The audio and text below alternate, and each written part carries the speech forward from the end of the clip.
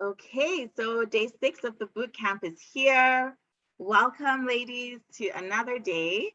Honestly, I know that it's not easy to commit such a long time. I mean, 7 days might not seem like a long time, but it is a long time consistently working on your finances.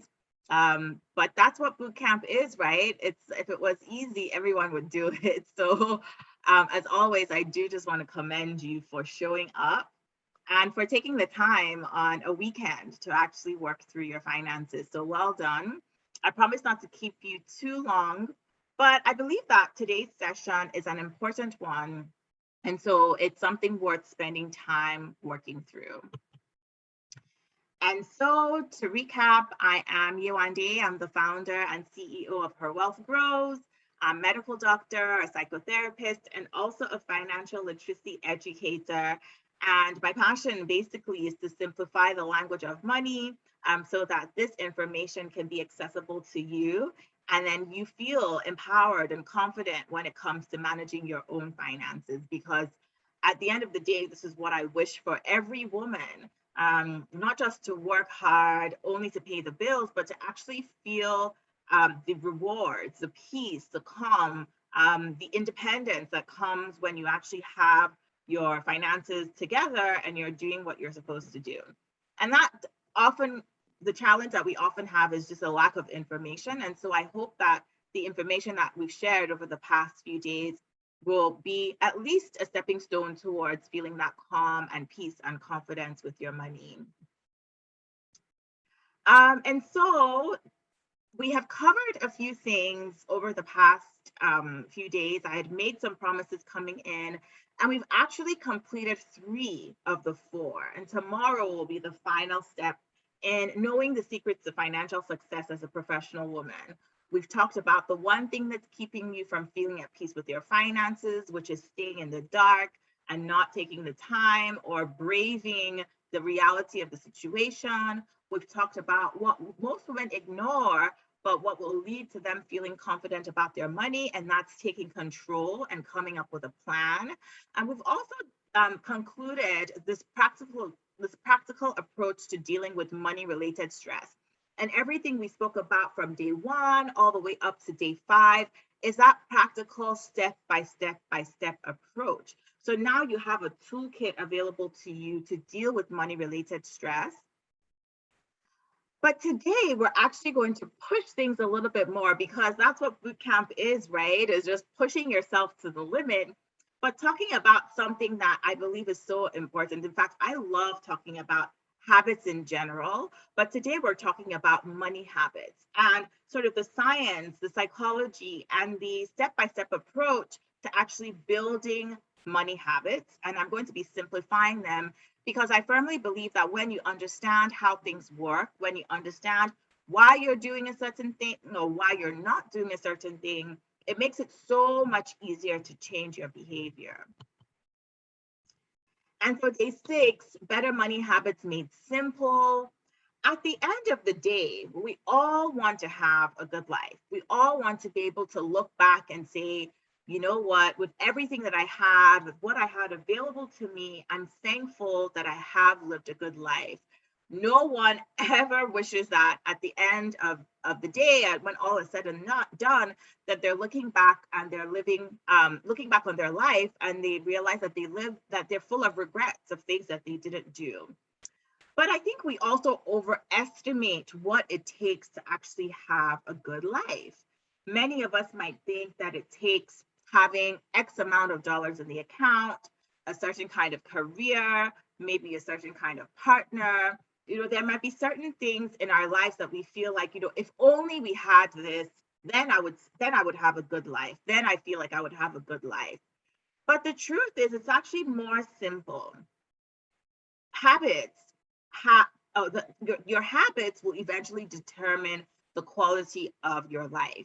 And so if you have spent some time building good habits, in general, you're going to end up having a life that, in general looks good. Of course, there are things that happen, anomalies that happen, accidents and things like that. But even with that considered, when circumstances around you aren't so good, if you're able to adopt good habits, then at the end of the day, that equates to a good life. There are many people who are handed things that would essentially be considered a good life, whether it's winning the lottery and having access to funds or a beautiful home and access to friends and that kind of thing. But because they don't have the habits that built up to that, they're unable to sustain it. And on the other hand, too, if your habits are unhelpful, what we call bad habits, it's very rare that someone who lives their life based on bad habits will end up having a good life. Generally, if you are indulging in bad habits, the outcome would be a life that isn't up to par, because possibly something that you're not necessarily happy with. Now, what is a definition of a habit? What is a habit? From when we were little, we've always heard maybe our parents, caretakers, people who we grew up with talking about a habit. That's a bad habit. That's a bad habit. We hear that all the time. But a habit is really a routine of behavior that is repeated over and over and over again. But the trick is that it's usually subconscious. All that means is that it's happening without us even being aware of it. Um, I'm sure that at some point you've had this kind of experience if you drive, or maybe you've had a similar experience. So many times, if you're someone who drives and gets around, I want you to think about the very first time you're going to, maybe it's a new job, or maybe you're taking your kids to a new school for the first time, and you really don't want to be late. It's your first time going there. You're very conscious about every turn. You're conscious about, do I turn left here? Do I turn right here? You're conscious about every traffic light, every speed limit. You're really aware. You're very conscious about what you're doing. And then fast forward to doing that same drive, maybe 20, 30, maybe even 40 times. Let me know if you've ever had the experience where you pick up your keys, you get in your car, you start the engine, and then before you know it, you are at your destination. And you get there and you're like, okay, how did I even get here? I barely remember the drive. And so, what's the difference between day one, when you are very conscious about every moment of that drive, versus day 50, where it's pretty much on autopilot? The difference is that the activity has moved from being a conscious activity to a subconscious activity. And the way I love to explain this is, like, I love to divide our minds into two parts. The CEO part, and then the assistant, sort of like the support staff, the assistant. So there's the executive and then the support staff. And so imagine these two parts of your mind. The executive part, the CEO part, is very involved when it comes to things like our choices, the executive function, making decisions, coming up with judgments in a certain situation, using logic and reasoning. That's where the executive part and the CEO part of the brain is very active. The assistant part of the brain is more subtle. It occurs behind the scenes. This is where things are more, this is where our habits live. This is where things that we're not really aware that we're doing them, but we're doing them, and they can still be very, very powerful. So in the beginning, when you're driving somewhere for the first time, the CEO is very involved. The CEO is like, okay, you must slow down here, you must take a left here, remember to take a right here, 2 more stops, and then you'll be at your destination. So the CEO is very involved. But then, just like a normal CEO, after a while, it's like, you know what? I have a handle on this. I'm too busy. I need to be focusing on other things, like, other things like, what's for dinner, or, what do I have to do at work when I get to work today? So the CEO so passes that task on to the assistant and says, you know what, I have other things to do.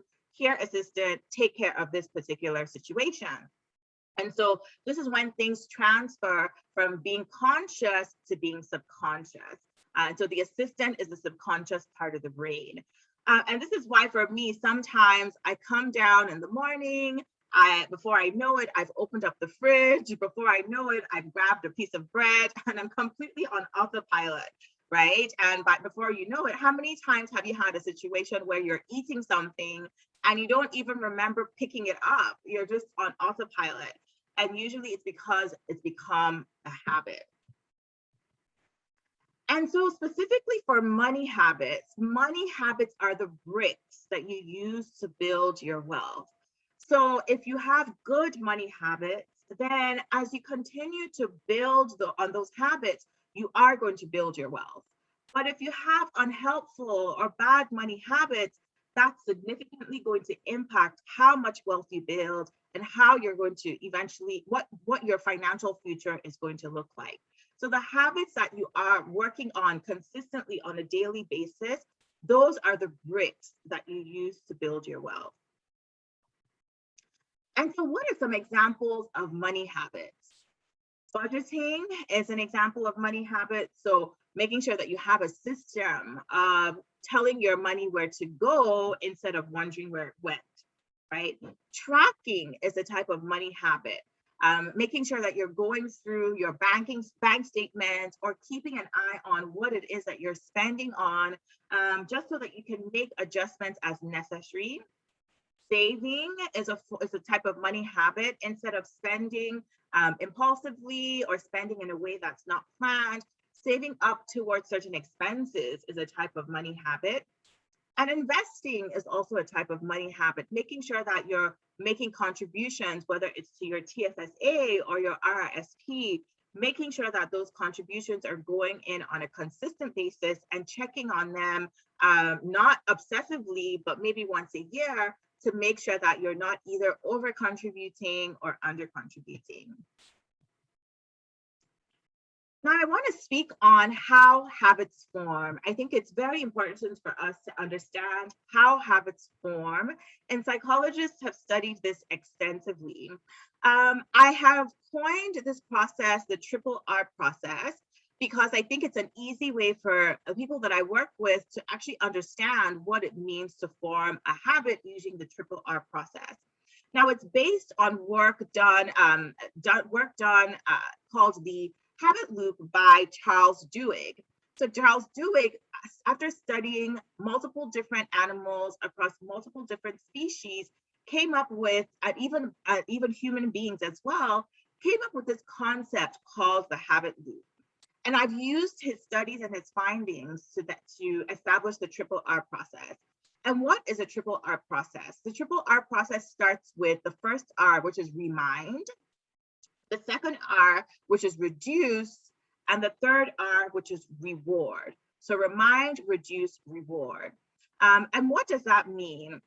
It basically means that when you're forming a habit, you need some sort of reminder. You need to be able to start the process, to initiate the process. And it's usually either something that you see, something that you hear, or maybe even something that you smell that will then trigger this habit process. Reduce is the actual behavior. And what I actually say is that in order to make a habit, to start forming a habit, you really want to shrink the behavior to the least painful unit. And we're going to talk a little bit more about that when I go to examples. Because many times when we think about, for example, budgeting, and we think about how tedious budgeting can be, we tell ourselves it's going to take so much time, it's going to be so painful, it's going to be so boring. And then it seems like this massive task in our minds. Same thing as working out sometimes. People will say, oh, now I have to put on my shoes and maybe get to the gym, or maybe I have to play the recording of a workout or whatever it might be. And we just make it seem like this big task in our minds. So in order to combat that, in order to build the habit, I like to say reduce the habit to its least painful unit and tell yourself, that's all I'm going to do today. And again, I'm going to use an example to demonstrate that. And the reward part is a part that many of us forget, but it's so, so important because this is what actually solidifies the habit. I don't know if any of you have animals, but think about training an animal or training a child, right? Whenever they do something that you want them to do again, you give them a treat, or you praise them, or you clap for them, or you cheer them on, you celebrate them. What that does is it reinforces the behavior, because that action, whether it's a treat or whether it's a cheer, actually releases dopamine and serotonin and all sorts of really feel good hormones in our system. And it tells your brain, okay, we must do that again because that actually felt really good. That's positive reinforcement. But this is the part that many of us forget when we actually commit to a process and we stick to it, we forget to reward ourselves. This is why I love to celebrate you and thank you for showing up, because of course, when someone celebrates you, that feels good. And when you do something that feels good, you're more likely to do it again. So yes, I appreciate you for being here and I celebrate you for being here. But the reason that I do that is also to acknowledge that you're doing something hard and you deserve to be, for lack of a better word, you deserve to be rewarded for that. And so, like I said, remind to break that down a little bit. If you're trying to form a habit, you need to be able to either see something or hear something, smell something that will remind you of it. For practical purposes, it's probably going to be seeing something or hearing something like an alarm, right? Or seeing something like your planner when it comes to setting goals or budgeting. Actually having a visual reminder will get the initiation of that habit going. There's a book that I really enjoyed reading. I've read it a couple of times. It's called Atomic Habits by James Clear. And he talks about similar things. And one of the examples that he uses that I also love to use as well, because it's very relatable, is when someone says that they want to eat more fruits, right? They want to eat more fruits. And so they go to the grocery store and they buy a whole bunch of fruits. And then what they do is then they tuck it into the back of their fridge. And then a few days go by and they've completely forgotten that they have that fruit in the fridge. And then the fruit goes bad because they can't see it and they end up having to throw it away. Whereas if they actually put the fruit where they could see it on the countertop, right, where it's visible, as they're walking in and out of their kitchen, visually they're reminded, oh, I've made the commitment to eat more fruit. So they pick up a piece of fruit and they eat it because a reminder is there. It's right there for them to see. He calls it a cue, but I like to call it a reminder because that makes sense to me when something reminds you to get that habit going, right? So in our case, it could be something like an alarm.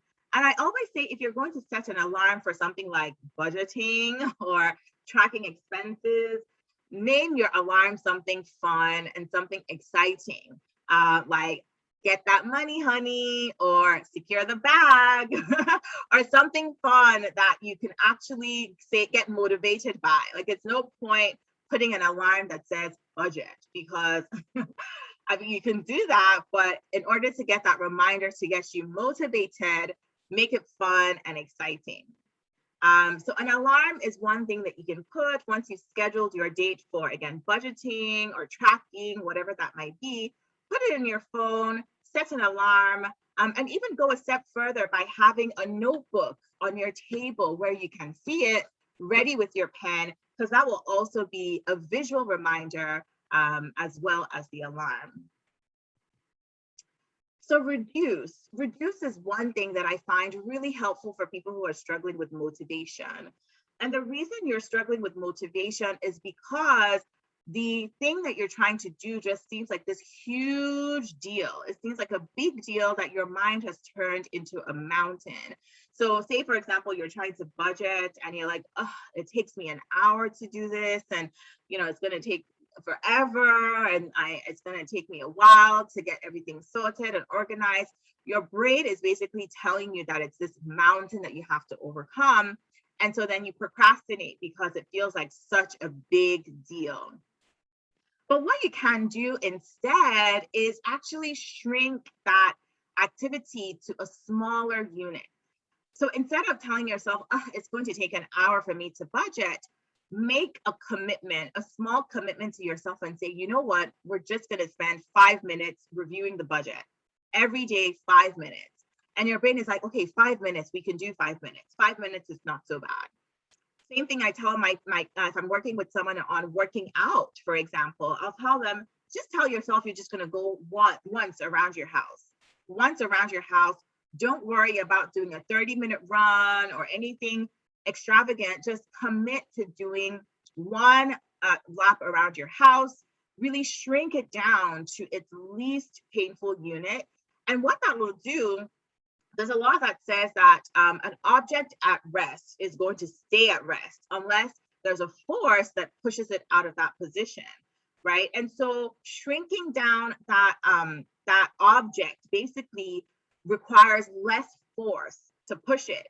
And so if you shrink your activity down to a 5-minute activity, you're going to require less of that motivation to get up and going. And that has really, really worked with a lot of people that I work with, is that when they really shrink down that activity, it gets them going. And to be honest, for the most part, they get to 5 minutes. And because getting started is the hardest part, they just keep going and going and going and going. Now, finally, reward. As I said, the reward is so important because that reinforces your behavior. It makes you more likely to pick up your journal and budget again for 5 minutes the next day. Or it makes you more likely to put on your shoes and walk around your house for 5 minutes the next day, when you really stop and celebrate yourself. And when I say reward, I'm not talking about going on a shopping spree. I'm not talking about buying ice cream and eating ice cream. No, because depending on your goals, that might defeat the purpose.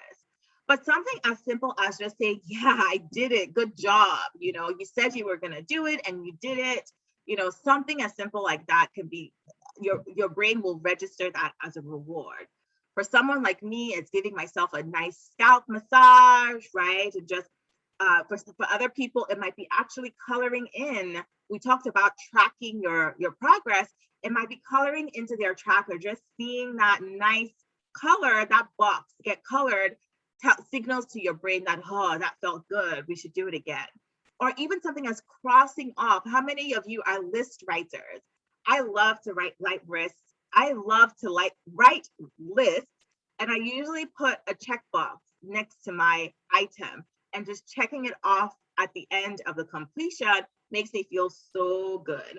So those are just some examples of rewards. It doesn't have to be anything extravagant or anything elaborate, but as long as it makes you feel good to signify that what you've just done was a good thing, you kept a promise to yourself, you kept it, now you're rewarding yourself, because that will make you more likely to do it again the next day or the next time.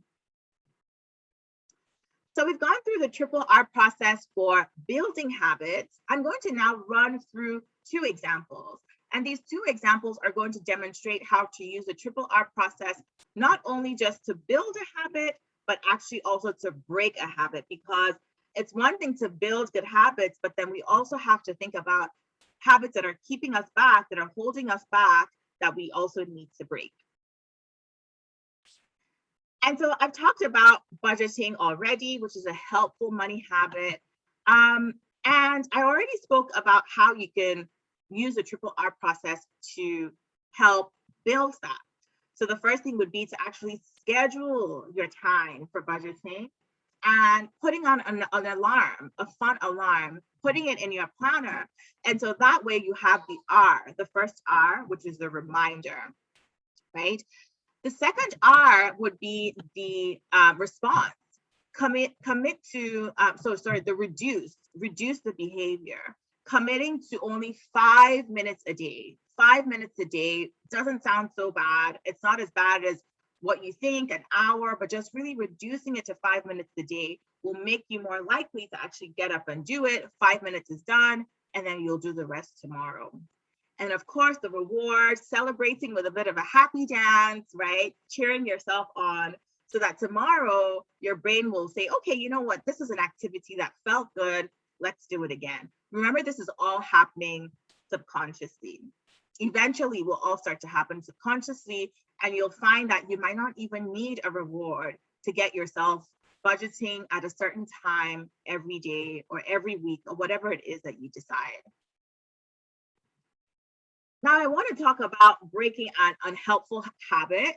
A few days ago, I talked about how I had the habit of after a night shift, I would stop by the A&W, by my work, by my hospital. I would pick up a chicken burger and then eat this on the way home. It was like, like routine. It was like clockwork, automatic, right? And it had become a habit, which obviously, with that kind of habit, is not a good thing, right?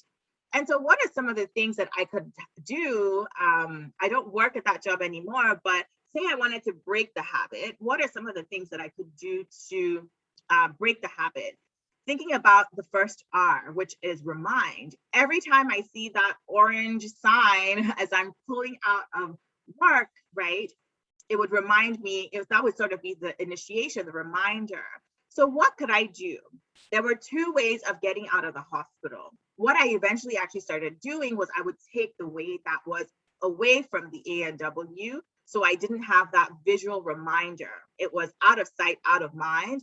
And so when, of course, if I was taking a different route, then it would be harder for me. That reminder wouldn't be there. The second R is the reduce, right? Reduce the behavior so it's easy. That's when we're forming a habit. But when we're breaking a habit, we sort of have to then expand the difficulty of the behavior so it's hard. So in this case, what I could do is put my wallet in the trunk, right? Or put it at the very, very back seat so that my arm wouldn't be able to reach it in order to pay for the burger, right? And so that is one way of making the behavior harder so that you're not falling into the trap of that repeated habit. And then finally, the reward. So the opposite of a reward, psychologists will call a punishment, right? Or negative reinforcement. And so, of course, we don't want to get into the habit of criticizing ourselves and beating ourselves up. This is something that I talk about with women a lot. Women find it easy to start to get down on themselves and criticize themselves and have this negative self-talk. That's not the point. The point isn't to beat yourself up over this. But of course, if you have someone like a coach or an accountability partner who's working with you through this, and you have to come up to them and say, hey, you know what? I fell, I overspent today, or, I stopped and I ate that burger today. It's a little bit embarrassing, right? And so that embarrassment is sort of the negative reinforcement.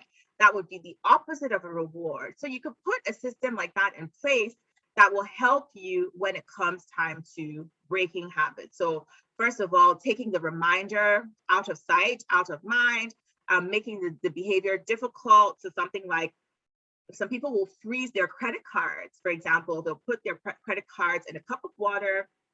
They'll put this in the fridge because that makes it hard if you're someone who's prone to online shopping. That makes it really hard to get your credit card, to wait for it to thaw, and then to put it your information. So that's another example of how you can break an unhelpful habit.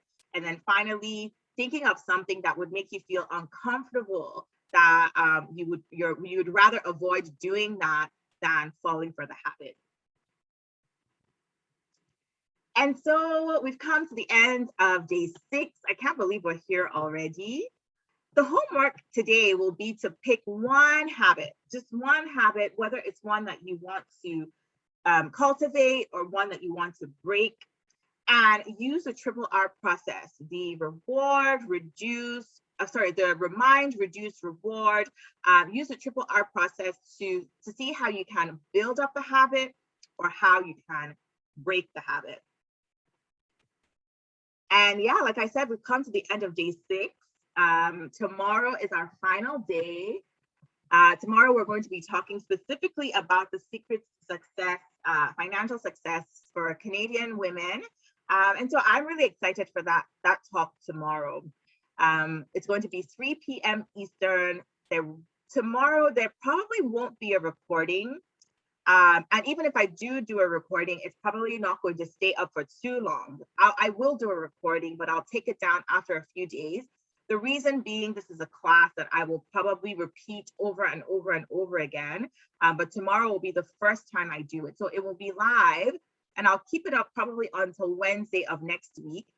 So if you want your questions answered, definitely show up live tomorrow, day 7. I think it's going to be really good. There will be a replay, but it will only be available for a limited time because it's a class that I'll be offering multiple times, which of course you're welcome to come to as many times as you want. So yeah, that's the end of our session today. Are there any questions?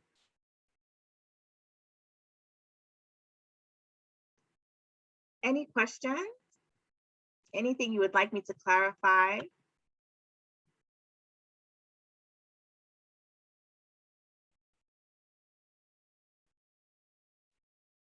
Okay, ladies, thank you so much again for coming. You made it through days 1 to day 6. I'm so excited for you. I can only hope that your commitment, I know that your commitment are seeds that have been sown, right? And they will continue to grow and germinate, and they will yield fruits of, just improvements in your finances as time goes on. And so we're going to end our session for today, and I will see you tomorrow at 3 p.m. Eastern. Bye.